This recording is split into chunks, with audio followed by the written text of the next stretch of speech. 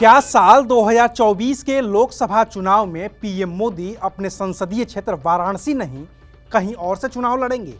क्या प्रधानमंत्री मोदी का अगला संसदीय क्षेत्र दक्षिण भारत का राज्य तमिलनाडु हो सकता है? क्या पीएम मोदी दक्षिण भारत की एक लोकसभा कन्याकुमारी से चुनाव लड़ेंगे? आईपीएस ऑफिसर से तमिलनाडु बीजेपी के प्रदेश अध्यक्ष बने के अन्नामलाई के एक बयान ने इस बात की चर्चा को बल दे दिया है। तो आखिर क्या कहा है तमिलनाडु बीजेपी के प्रदेश अध्यक्ष ने? क्या है उनके बयान के मायने और क्यों दक्षिण भारत का दुर्ग जीतने के लिए अब बीजेपी के पास पीएम मोदी के अलावा और कोई चारा नहीं है? आज बात इसी मुद्दे पर। नमस्कार, मैं हूं अविनाश और आप देख रहे हैं अनकट। दक्षिण भारत और खास तौर से तमिलनाडु की राजनीति हमेशा से ऐसी रही है जहां चुनाव उन चेहरों पर लड़ा जाता है जिनकी छवि लार्जर देन लाइफ वाली रही है, चाहे वो चेहरा तमिलनाडु के मुख्यमंत्री रहे सीएन अन्नादुरई का हो या फिर वो चेहरा एमजी रामचंद्रन का हो, चाहे बात एम करुणानिधि की हो या फिर बात जयललिता की हो। ये तमिलनाडु के वो नेता हैं जिनकी छवि लार्जर देन लाइफ वाली रही है। और भी पीछे चलें तो कांग्रेस के दिग्गज नेता के कामराज और उनसे भी पहले चक्रवर्ती राजगोपालाचारी तक अपने वक्त में ही उस छवि को हासिल कर चुके थे जिसका ख्वाब कोई भी राजनेता देखा करता है। इसके अलावा द्रविड़ अस्मिता एक ऐसा विषय रहा है जिसने तमिलनाडु की राजनीति को हमेशा ही प्रभावित किया है। और यही वजह है कि भारत की आज़ादी के बाद शुरुआती दिनों में जनसंघ और बाद के दिनों में बनी बीजेपी के लिए तमिलनाडु में पैर पसारने की कभी जगह ही नहीं मिल पाई। जब अटल आडवाणी की जोड़ी बीजेपी में मजबूत थी तब भी नहीं, और अब जब मोदी शाह की जोड़ी है तब भी नहीं। लेकिन बीजेपी की कोशिश है विस्तार की, जिसमें दक्षिण से इकलौती मदद बीजेपी को कर्नाटक से मिल पा रही है जहां बीजेपी की सरकार है और बसवराज बोम्मई मुख्यमंत्री हैं। लेकिन अब बीजेपी की नज़र तमिलनाडु पर है जहां राजनीति में फिलहाल कोई भी ऐसा नेता नहीं है जिसकी छवि लार्जर देन लाइफ वाली रही हो।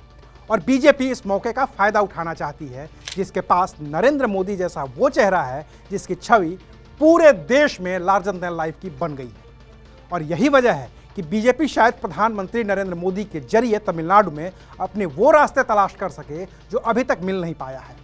और लोकसभा चुनाव में पीएम मोदी का तमिलनाडु की 39 लोकसभा सीटों में से एक सीट से प्रत्याशी बनना उस रास्ते का पहला कदम हो सकता है।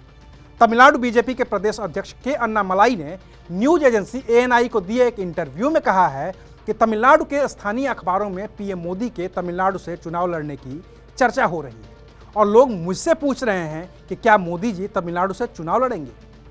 के अन्नामलाई ने उस इंटरव्यू में कहा है कि अफवाहें तो यहां तक हैं कि पीएम मोदी तमिलनाडु की रामनाथपुरम लोकसभा सीट से चुनाव लड़ रहे हैं। के अन्नामलाई ने कहा है कि तमिलनाडु के लोग वाराणसी और रामनाथपुरम की बात कर कहने लगे हैं कि पीएम मोदी ने दोनों को जोड़ दिया है। हालांकि ये सब अफवाह है। तमिलनाडु बीजेपी के प्रदेश अध्यक्ष के अन्नामलाई ने इन बातों का हवाला देकर ये बताने की कोशिश की है कि पीएम मोदी को तमिलनाडु में भी इनसाइडर माना जा रहा है और अब लोग उन्हें बाहरी या दूसरे राज्यों का नहीं मानते हैं जो तमिलनाडु की परिपाटी रही है। रामनाथपुरम के अलावा कन्याकुमारी वो सीट है जिससे पीएम मोदी के चुनाव लड़ने की चर्चा है। इसकी सबसे बड़ी वजह यह है कि साल 2014 के लोकसभा चुनाव में कन्याकुमारी इकलौती ऐसी सीट थी जिस पर बीजेपी ने जीत दर्ज की थी। वहीं 2019 के चुनाव में बीजेपी कन्याकुमारी में दूसरे स्थान पर थी। कन्याकुमारी के अलावा कोयम्बटूर, शिवगंगा, रामनाथपुरम और धुटीकुट्टी सीट पर भी बीजेपी साल 2019 में दूसरे स्थान पर थी।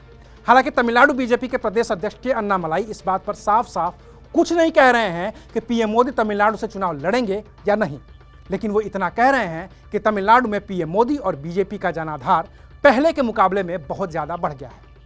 हालांकि 2024 के लोकसभा चुनाव में अब भी एक साल से ज़्यादा का वक्त है, इसलिए पीएम मोदी अपना लोकसभा चुनाव वाराणसी से लड़ेंगे या फिर तमिलनाडु की किसी सीट से, ये आखिरी वक्त में ही तय होगा।